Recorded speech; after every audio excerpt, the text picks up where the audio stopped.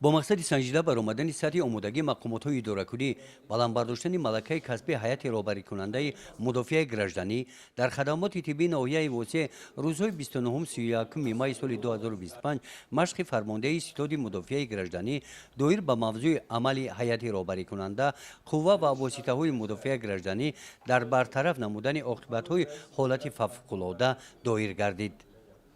با مشق فرمانده استاد مدافع گраждани هیئت رهبری کننده مدافع گраждани خدمات طبی کمیسیه های حالت‌های فوق‌العاده و کمیسیه اواکواسیونی مدافع گраждани خدمات طبی ستاد اوید به حالت‌های فوق‌العاده و مدافع گраждани هیئت شخصی قوه و واسطه‌های مدافع گраждани جلب گردیدند.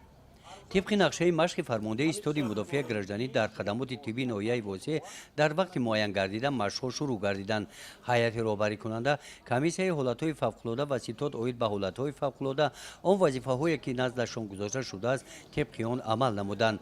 خبردار بکنه بیش از 7 بار زمین لرزان شدنش ممکن. رفت مشق نشان داد که هنگام سر زدن حالت‌های فوق‌العاده چگونه کارمندان خدمات طبی به پیشگیری و رفع آن آماده میباشند.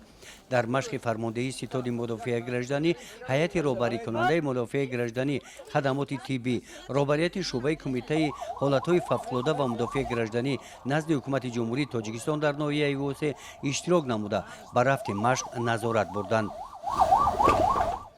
یادآور باید گردید که یک روز پیش از این مشق رهبریت شعبه حالت‌های فوق‌العاده و مدافع گраждани در ناحیه واسع با هیئت کارمندان خدمات طبی ناحیه اوید آمادگی کارمندان به مشق صحبت و ملاقات گذرانیده مصلحت‌های مفید دادند.